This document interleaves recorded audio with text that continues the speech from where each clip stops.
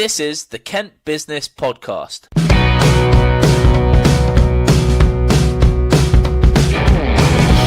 Hello everybody and welcome to the next episode of the Kent Business Podcast. I'm here with my guest today, Chris Guilfoyle from JCD Cleaning, and we're going to be talking all about the cleaning industry. And we're going to go a little bit back into Chris's background, what he did before running the business, what type of business what their day-to-day looks like, really. So, Chris, it's a pleasure to have you on. Yeah, thanks for having me down, Ben. I appreciate it. Great. So, Chris, tell us about yourself. So, my name's Chris Guilfoyle. I'm the Managing Director of JCD Cleaning, and we're based on the Eurolink Industrial Estate in Sittingbourne.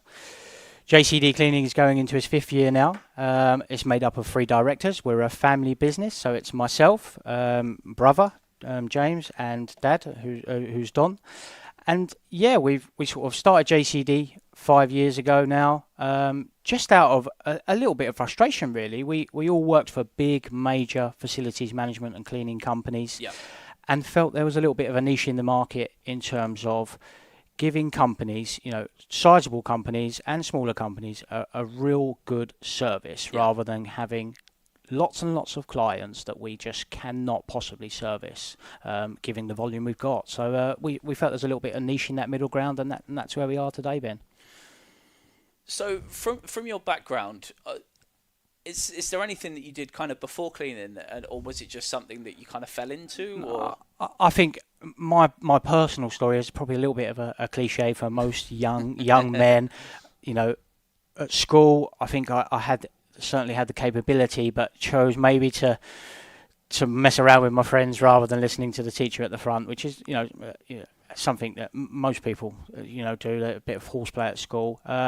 So I didn't come out of school with the best of grades. I went into a job with a London newspaper straight out of school, and obviously always been big into development and always wanted better things for myself and to be the best at what I can, and felt that maybe wasn't my calling. I was quite fortunate. Mum worked for a large facilities management company many years ago, about 15 years ago now, and she said, look, we've got a position, high profile London building, as a cleaning supervisor. Why don't you come and do that? The wages I was earning on with this newspaper wasn't fantastic at the time. So I did, sort of fell into it, worked with Mum, which was interesting. Trying at times always is, working with family. So was your mum your boss at that? She was. Oh, yes, yeah. How did that go? It was. Me and Mum are very alike as well, so there's always that clash of personality there. But we, as a family, generally we get on very well, so it was okay. But through working with Mum, learnt a lot from her about the industry, and that it's not something that everybody can do in my eyes. It really is a profession at that sort of level when you're dealing with clients such as that, and the staff you need there need to be professional, experienced, trained. So worked with Mum for a year and quickly rose to varying management roles within this particular company, and I was there for 10 years and thoroughly enjoyed my time there. So it was something I fell into, but something I had a little bit of a passion about, and felt that it was something I could certainly make a career out of. So, I mean, you mentioned the making the move from kind of being employed into self-employed. And is it still a family business now? Yeah. Yes. I mean, we're privately owned between myself, Don, and James, other 3 directors. Yeah. And as I say, we started JCD on the side in a pitch for that middle ground, between maybe a one-man band or a self-employed individual that's going around. They've got a few cleaning contracts that they do, and they service themselves, and sort of bridging that gap between the big multi-million pound international players, and trying to be that middle ground. We have around 35 PAYE employees that work direct for us now, servicing our clients across Kent, London, and the South East, predominantly in Kent. And then we have a team of around 6 or 7 specialist cleaners that go out and do sort of the construction area of our business, which is an area we're quite prevalent in. It's just me, Don, and James heading things up at the moment. So I think you're the first family business that we've had on the podcast. Okay. So one thing I'd like to get into is, what type of challenges do you face when you have that closeness with your family, or is it quite civil? No, I mean, I think there's always the eye on the prize, and we're there to do a job at the end of the day, and that's to service our clients, regardless of what sector they're in and what particular service we're supplying them. it can be, of course, working with family. There are times it is very trying and testing, of course. But I think if we're a close knit family, and that always takes precedence. Yeah. There are times where we've all been shouting and screaming at each other, because something's gone wrong or whatever it may be, or it hasn't gone as we'd planned. But I think it always comes back to family over business. We work closely together. We work well, and we've all got our areas that we focus in, and I think we know our strengths and weaknesses. Which is good because obviously you complement each other at Sure. that point. I mean, I'm more strategic, the marketing side, than the sales and business development. Don will be the more operational management, and James tends to focus on more of our specialist stuff, which is the construction sector, I say, that we sort of niche out into. So we've all got our specific points that we do, and if there is a gap in our skill set, we have a regional manager that comes in and helps us with some other bits and pieces. Yeah. So we know where we're strong, and I think at the early part it was a little bit of a mismatch, and we was all getting involved in each other and tripping over each other, and that can cause angst and some words on occasions. But now we've grown, we're in our 5th year, we know what we're doing, we know how the business is structured, we know where we want to be, and we know where we're going to be in the future. Everyone knows what they've got to do now, and it just makes things work a lot better. Good. So in terms of the business itself, obviously you said that you cater to that middle ground. Sure. What made you kind of decide to go for that rather than going for the smaller or larger contracts? So, I mean, we work with a wide variety of contractors, and we have 2 areas as a business. So we are a day-to-day contract cleaning company. So that would be, a business with an ongoing cleaning need in any particular environment. We don't particularly niche out into, we only deal with schools, we only deal with warehouses or whatever it may be.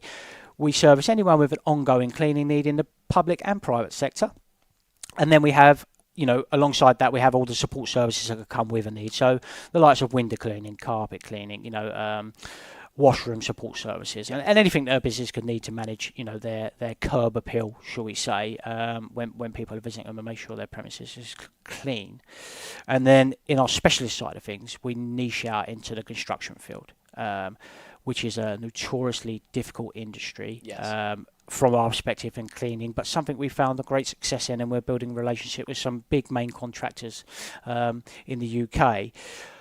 What I found was, from working with a big multinational, generally the staff that they have are stretched. They have so many clients, they have such a wide array of clients, and there will be Sally, who has 250 clients that she's got to go around and manage. And it's just not possible, Ben. You cannot give every client the focus they need with that much volume. Yes. There's ever pressure on margins in the industry. It's perceived as a low-paying industry. It's only low-paying if you sell a contract at that particular low price. But there's ever pressure on margins, and making sure the management structure is lean to support these contracts as they can. So we see ourselves as we're small enough to, this is going to sound cliche, we're small enough to care about our clients, and we come out and they've got a management presence, because if staff are left on their own and they're not seeing people, they're not getting that support, they become demotivated, and that's reflective in the work that the guys are giving. So we see ourselves as, we're small enough to care, give that management support, and our management structure is built up enough to enable that, but we're not so large that we can't get round our clients. You're not going to see us for 3-4 weeks. The cleaners left on their own, they've got no suppliers, etc. So we try and focus, really keep that customer care, customer focus at the centre of what we do, and we do that by making sure that we have enough management, our staff are trained, supported, etc., and just don't lose sight of that. It's quite easy to grow quickly, which we've done, but just making sure we keep an eye on what our customers are seeing. Some clients don't want to see you, Ben. They want the cleaner to come in out of hours, just disappear. Do what they've got to do, and make sure their building is where it needs to be, so that when they have potential clients coming in and out, the building looks fantastic. But they don't particularly want your time. As long as you're doing a job, that's fine. Other clients do want to see you, but it's giving them the option and making sure we're supporting what we're doing on the ground. Yeah, of course. You mentioned previously about selling the contract at a certain price. Sure. What's the kind of reaction for people buying the contract at those prices? Because obviously, typically, I mean, you'd expect the cleaning to be cheap. Sure. Or at least people have that perception. Yeah. that cleaning should be cheap. I mean, where do you kind of lay in all of this? It's a bit of a point of debate, and we've probably all seen in the news, across social media platforms, LinkedIn specifically, the likes of Carillion, etc., where large cleaning companies will, especially for big name brands, this is not so much an issue in the middle ground in my eyes, but for big name brands, they want this service as cheap as possible. Yeah. And these large companies will do that so that they have that brand under their belt. If we've got a UK wide brand that everybody absolutely knows, and you can say you provide the cleaning for them, that's a fantastic string to your bow.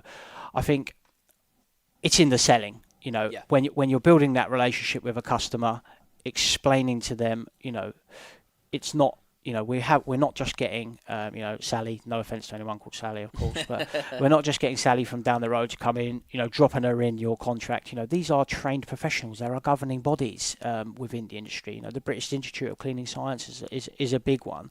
We make sure our staff are all trained to that specific, so there's a bit of value in what they're doing. They're not just someone showing them how to dust round. They're given a good wage rate. The minimum wage is an option. It's not mandatory. It's an option. So if you factor in your cost, you have the living wage, the London living wage, etc. And we try and encourage our clients and pay as close to that as possible, because what that does gives them motivated staff. They want to come to work. It's not so much of a chore. They're making ends meet at home, which is a big benefit. We're training them. We've recognised training from the British Institute of Cleaning Sciences. So it's a case of really selling to the client. Of course, with us, we always say to a client, you could more than likely go out to market and get a cheaper contract, but it's the headache you want. I mean, if you're outsourcing a service, you don't particularly want the headache of having to come in and your bins haven't been emptied, or the toilets are not clean, because if you wanted that headache, you deliver it yourself in-house, which any company has the capability to do. They can employ someone direct, give them some cleaning products, and away they go. But you're getting a professional service that's managed, and you're taking away that headache. So I think it's just really a case of building that relationship with them and making them understand that it is a profession. Done correctly, it will take a big headache away from them, and just understanding that 5% in margin that another company will do it cheaper might not translate to necessarily 5% cheaper when they've got to put time in making a complaint. They've got to meet with their cleaning contractor because things are not going right. It's value-based service. Exactly. And I say that's in building a rapport with them and just making understand. And it's not going to be for everyone. Ben. So people. I'm fascinated by the British Institute of Cleaning Sciences. Yep, sure. So in terms of what they provide, is it like an industry body standard exactly. that all cleaners should be trained up to? Sure. I mean, it's a trade body of basically what we do, and there are several in the market. Don't get me wrong. I think the BICS is the most long-standing and professional one, and they dictate a certain productivity rates, standards. This particular process is how you mop a floor or vacuum a carpet or whatever it may be, we're a corporate member of the British Institute of Cleaning Sciences, BICS as it's known across the industry for short. And, they offer to support for businesses, and it's just a way of getting recognised that, your staff are trained to a certain level, we're adhering to a certain process, we're doing it safely, which is obviously a big thing. And BICS do recognise training for cleaning staff. So again, they're not just coming off the street and just getting by, they're getting a recognised qualification out of it. It's adding value to what they're doing. It adds a string to their bow when they go for further employment down the line if they choose to do so. So that's a good area to be within, and I'd certainly recommend anyone in the industry. So can cleaners be accredited by BICS, or is it just the companies themselves? No, so cleaners can go through the training program that BICS dedicate with varying different subjects, health and safety, COSH, which is obviously chemical use, etc. How to go through cleaning in a methodical manner, and they can get recognised and get a training qualification out of that that they can take in. And there are you've got the day-to-day cleaning, which is dusting desks and cleaning toilets and vacuuming floors, but there are other areas they could go into. So, there are, mechanical pieces of equipment. There is external cleaning with jet wash and steam cleaning. So there are lots of areas that people can go into with the support of, with training from BICS. Yeah. Okay.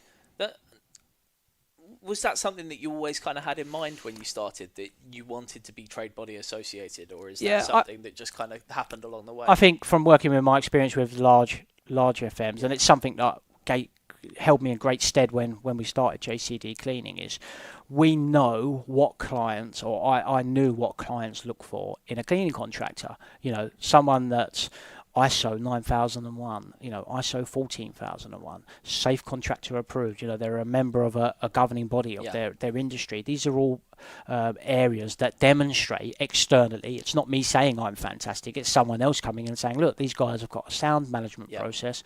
They work safely. Their staff are trained, which is a key piece for us. And you know, and they look after the environment, etc. So from working in that industry, it held me in great stead to maybe not so much start at the bottom and know where I need to be to come in and go into clients and say, look, we're X, Y, and Z. We've been externally verified, and I think that helps in the tendering process and when liaising with clients. How is the tendering process? Is it similar to everybody else, where it's free companies quoting, or do you go for more government contracts, or is it something that you typically want to stay in the private sector? We, as a business, when we started, we you know, from working for large corporates, you know, they work with councils on big contracts, big companies, and you know, seeing that, the natural thing was, well, that's where we want to be. Yeah. Reality. And I commented this on LinkedIn not so long ago.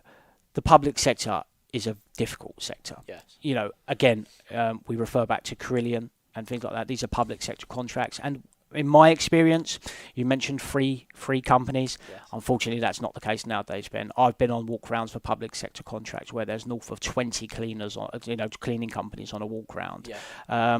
Tenders are generally weighted above 60% towards price. Yep. So it's a difficult area. I'm not saying these guys that do it don't do it well, and we have public sector contracts, but they're generally lower priced and prove a lot more difficult to deliver. I always find that specifically public sector tenders, they're so tedious. Yes. And I can say that. Obviously, you may not want to say Sure. that because it's your industry. But in terms of the sheer amount of paperwork that you have to fill out, Yep. Whereas in reality, you can't. So here's my view on tendering in general. Yeah, sure.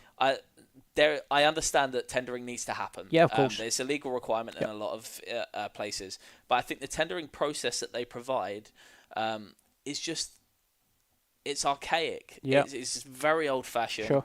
There's no room for any level of relationship to be built with the staff because they want you to stay at arm's length for the whole time. You're messaging through portals, you know, when you're going on these walk rounds and you've got 15 other people trying to vie for a poor client's attention at the front of, doing a walk round.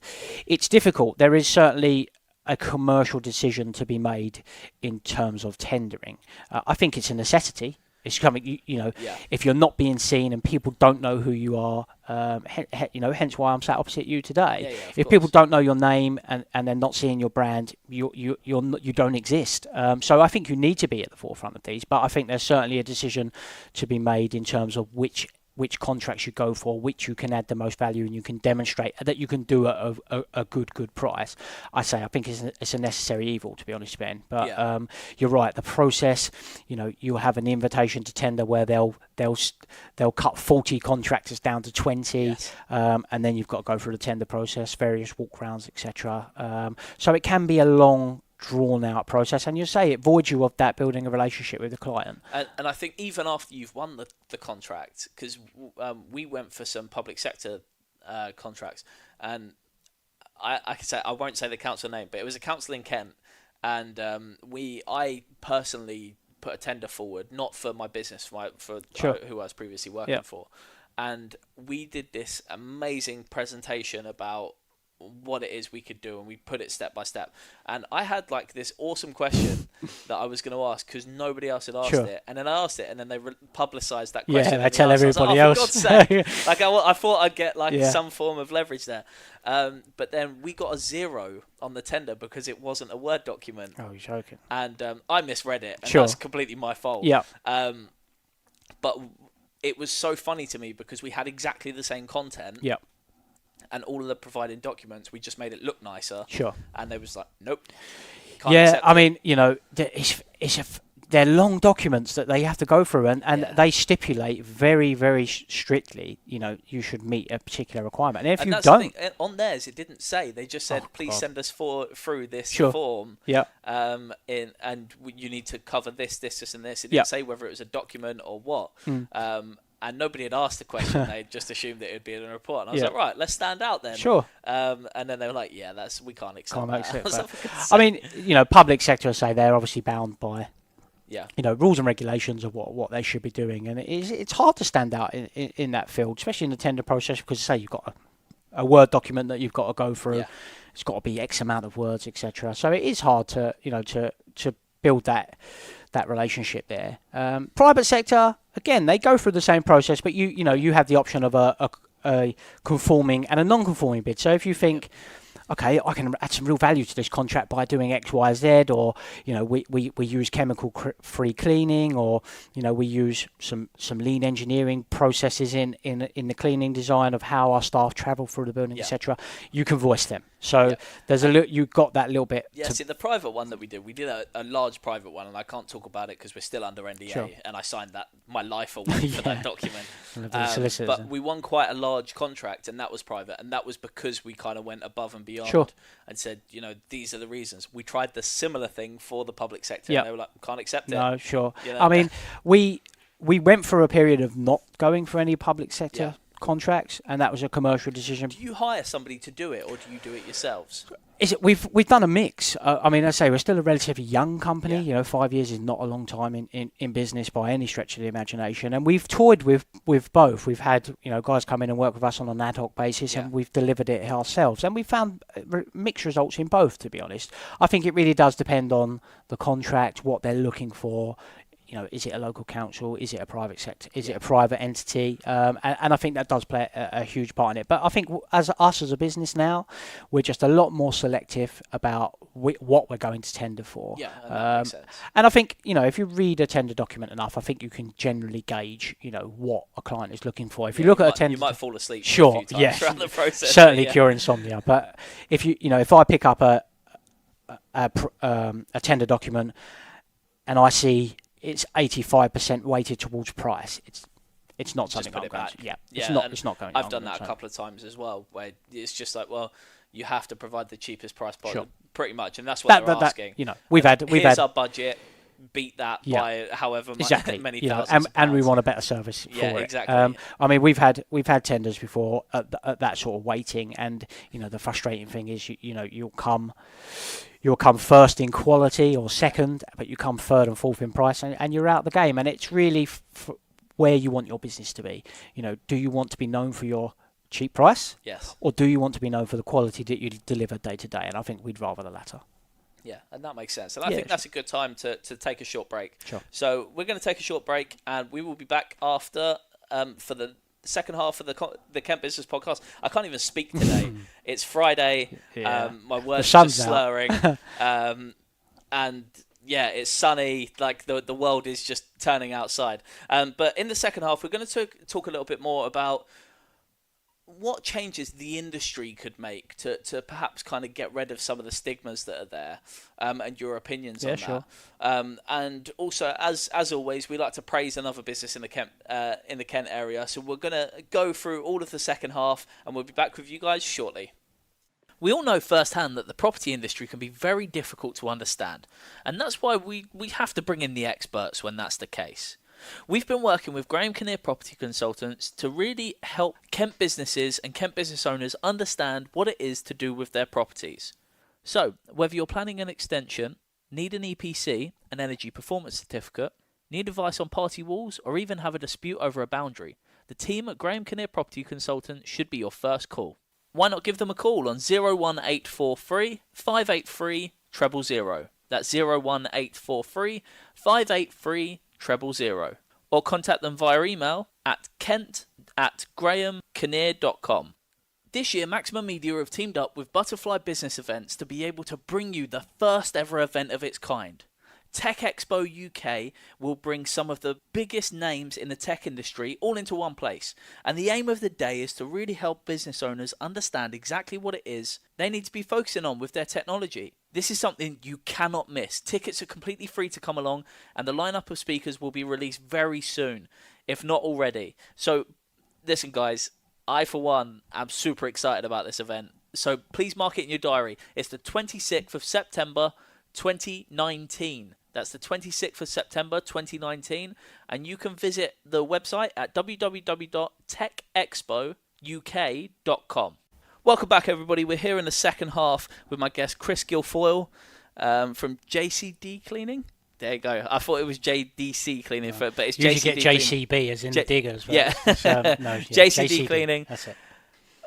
We discussed quite a bit in the first half, as the, tendering processes and moving forward. We also mentioned that there's a stigma on price, but there is also a stigma in the cleaning industry just in general in terms of the type of people that's employed, Sure. or the level of wages that are paid. How do you see the cleaning industry as in general trying to remove those kind of moving forward, or what's the bit that you guys are playing in that? I mean, one of the difficult parts of having a professional cleaning company is recruitment. Yes.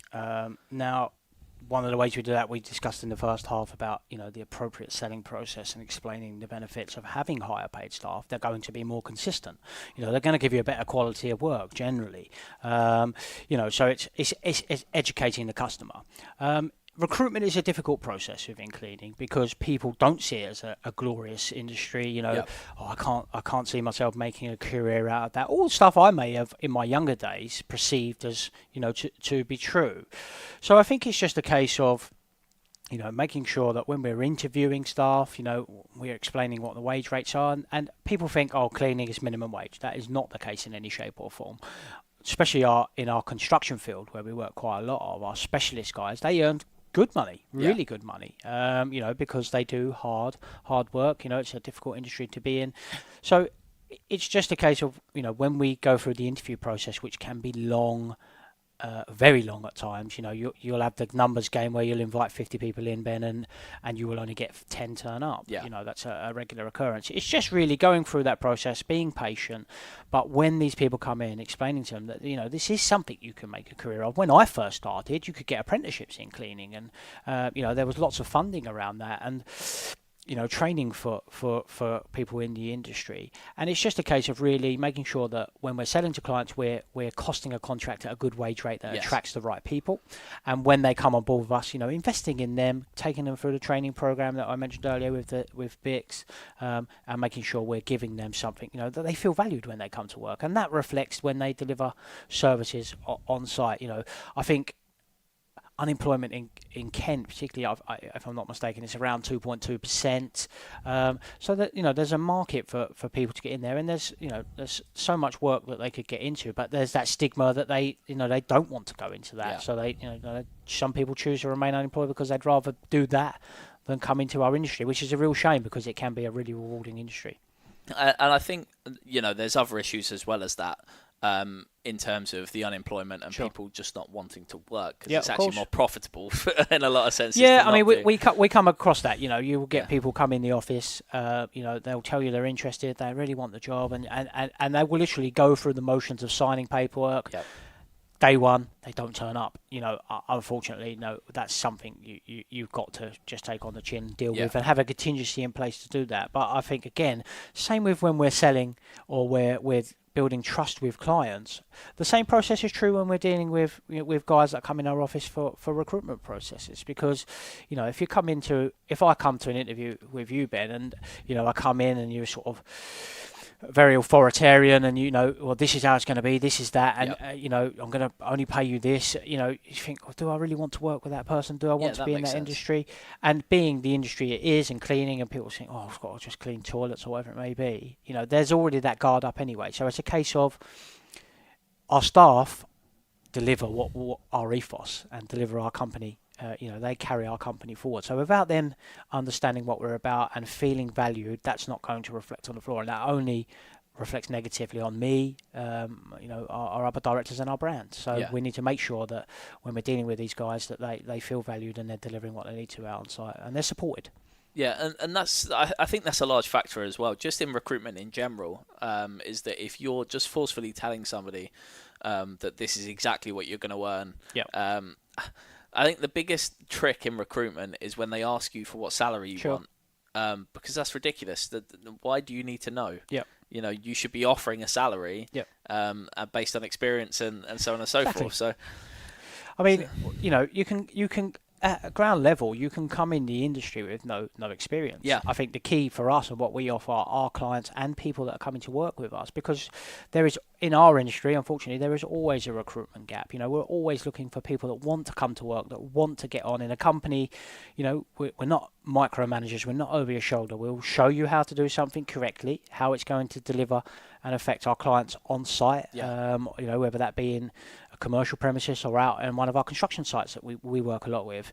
You know, we'll show you what to do there, and again, just adding that value to what the guys are doing on the ground, and that reflects when we deliver it out on site.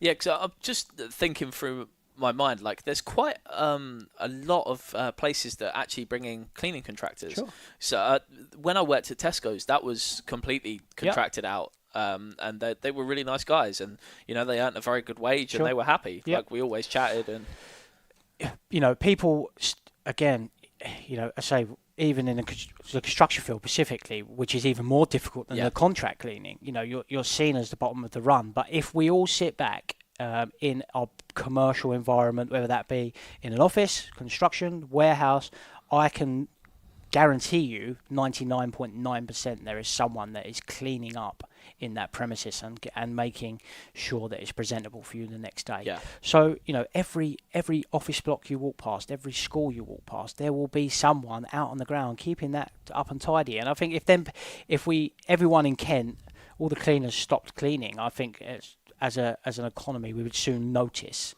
yeah, absolutely. And I think just in general, if you're that bothered and you judge somebody by just because they're a cleaner that much, then I'd probably advise you to take a look at look at your own personality. Yeah. I think I think the world is certainly changing away from that, and we're a lot more accepting of different types of people and what people do accept. And I think it's quite an immature platform, because when I was younger, I was like, oh, I don't want to clean. Sure. Whereas actually in reality, like, you need to clean. Yeah, of course. Otherwise it's disgusting. Could you imagine if no one did? You know, if no one come in and emptied your bins in the evening, you know, you'd have stenching food, you'd have an infestation problem.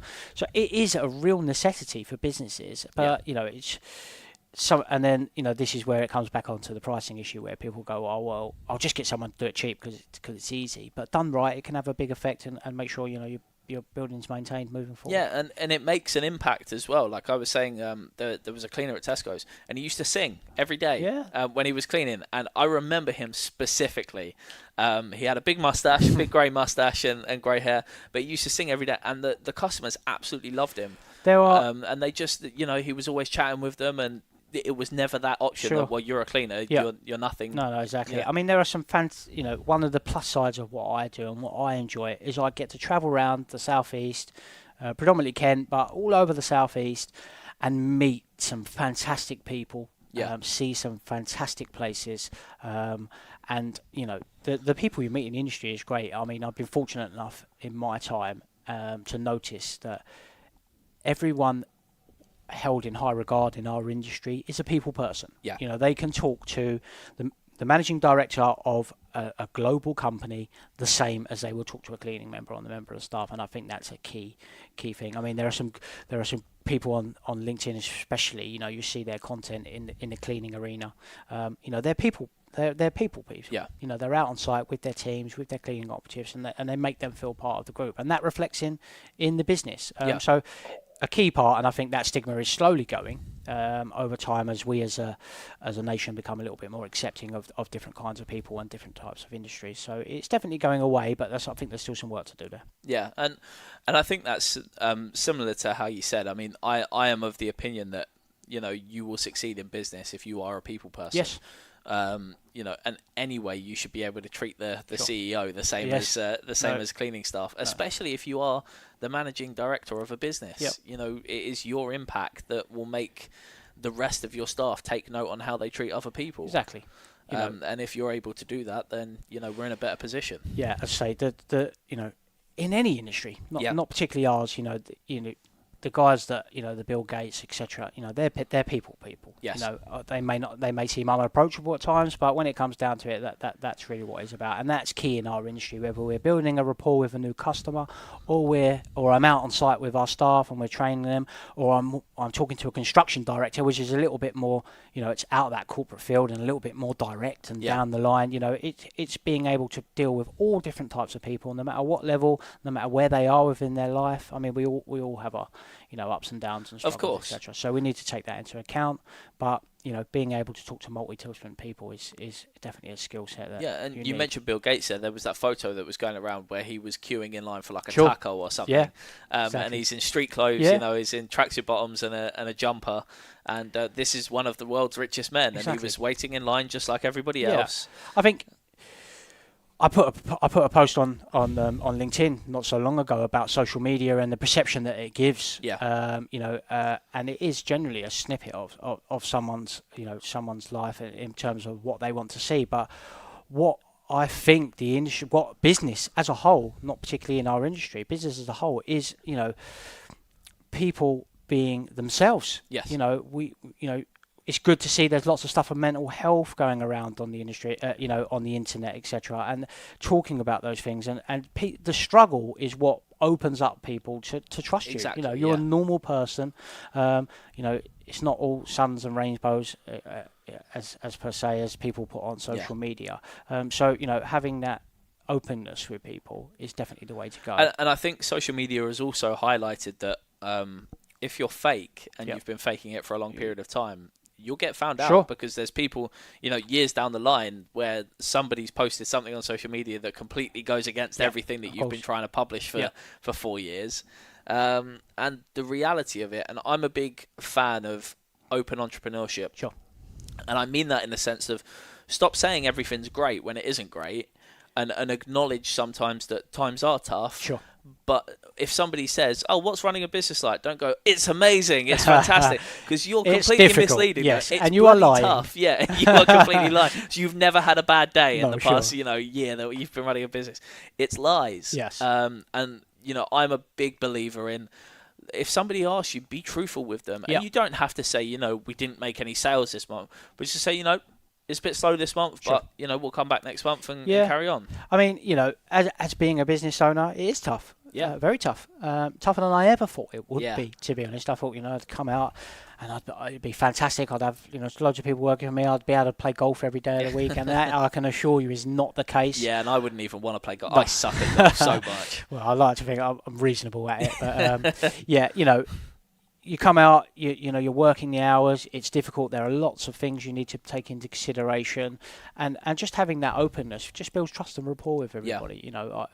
I could put on social media that how fantastic it is. We made this sale, made that sale this week, but some weeks you don't make the sale, and some weeks it is tough. And I'll arrange 50 interviews for cleaning technicians, and only one person will show up, and that person won't be interested. So it has its frustrations, but I think being an open and honest with people, and that's where, when we're dealing with our customers, we go back to, look, if you want, could you get a cheaper price? Absolutely, you can. You can go to the market and you could get a cheaper price, but if you want something done correctly from an honest company who's approachable, that will get the job done right first time, then in our eyes, we're that company. So, having that open and honestness is definitely the way to go forward. Yeah, my biggest pet peeve on social media is, look how great I am. Sure. I did this again today. Yeah. And shut up. Nobody cares. Yeah. I put a post on LinkedIn that gained a little bit of traction about that particular instance. I mean, there was a Netflix documentary about a festival. The Fire Festival. Yes, sure. I haven't seen it yet, but apparently it's everybody's saying to watch it. It's well worth a watch. And I see on LinkedIn, and I won't mention the company in particular, I followed the owner, managing director, and from their post, everything was absolutely fantastic. Yes. Really good. We're doing this, we're doing that, we're recruiting there, and literally, I see a post about this new area they're branching into, and 2 days later, that this company had gone into liquidation. And I think maybe if we all had a little bit more of an honest approach with our customers, our staff, and the perception we give out on social media, people will help. Yes. You only have to look on LinkedIn as a particular, that's a platform we favour because it's B2B. But, you see people reaching out on LinkedIn because they've got a particular problem, and the response is phenomenal. people are willing to help. And I think if we're just a little bit more open and honest across the board at all levels, I think we'll reap the benefits of that. Definitely. Talking about open and honesty, we always like to praise a business that's doing really well in Kent, that you've seen that's doing great in Kent and that you'd like to praise. Yep. Who would that be for you? I think a company we work with and have done for a couple of years is Dreamland in Margate. Yep. I put a post up about them. The area had big success in the early 90s and screamed nostalgia as I like to put it, and sort of fell off the radar a bit. And I think Dreamland actually itself went into administration at one point. Yes, I remember particularly when they reached out to us, they called us and they explained their situation, where they were, and that no one would work with them. Because of the situation they was in, and they had receivers in that were managing their expenses quite closely, and we've worked with them, developed a relationship. They subsequently come out of administration. They're doing lots of refurbishment work. There's lots of stuff going on down there. It looks fantastic. Yeah. Next week they'll obviously. I think they only open during half terms. Yeah, half term, and then it reopens like June, July time for the whole summer. For the 6th summer. Yeah. But they're doing festivals, they're doing events, and from going to working with them when sort of they were going through their refurb phase and they were no one would go near them to now they're thriving, and we work quite closely with them. I take my hat off to them. They were honest, and it goes back to what we were just talking about. Yeah, open and honesty. Exactly. And that's the impact. And obviously for you, them being open and honest and you being willing to help them. Sure. Obviously it's led to more business for you, kind of moving forward as they've become more successful. Exactly. As well. I mean, in Kent, this is a Kent business podcast. In Kent, that's an iconic brand. It's been massively. about. I'm sure we can all remember, Del Boy's trip down to Margate, etc. The Johnny Boys out. Yes, exactly. Fantastic episode. So, to work with an iconic area, iconic brand. Well, I say brand, iconic building area such as Dreamland down in Margate, and the area is up and coming. There's lots of stuff. Yeah, obviously I live in Margate, so I'm always fantastic. I'm a massive advocate of that, and we've been looking at ways to kind of generate more buzz about the area in terms of business relationships, which we're still trying to figure out at the moment. But I mean, Dreamland's been fantastic. We went to. Because we always go there every summer, and a lot of members of my family have like the season tickets where you pay for like the year. And they recently went through the renovation. They had Gorillaz play there last year, and that's a massive brand. And a great music act, and there's just been so many fantastic little festivals, and the food trucks there are amazing. I'm a big fan of like I hope that was nice and clean because we look after them for them. But no, they, as you say, Ben, they're doing lots of festivals down there. They've had some big brand bands, etc. I've seen them on the BBC for Children in Need and things like that. So in terms of they showed the World Cup there, and they had a big like blow up inflatable screen, and it was packed there. I can imagine. So it was packed. But I agree with you. I think Dreamland's been fantastic, and a lot of people say, it's failing because it went into administration. Yes, they did go into administration, but the reality is that some of the rides there. They got rid of some of the older ones now, and they've renovated a lot of the newer ones. They've built some new rides. And it's just a great day, like for your family. I think to see a business that's come to rise from the ashes, as you say, it was great to be a part of. And I think they're doing some really good stuff now. They've got a real sound management team there, and it's great to see them struggling. When we first started working with them, and sort of and come out of that.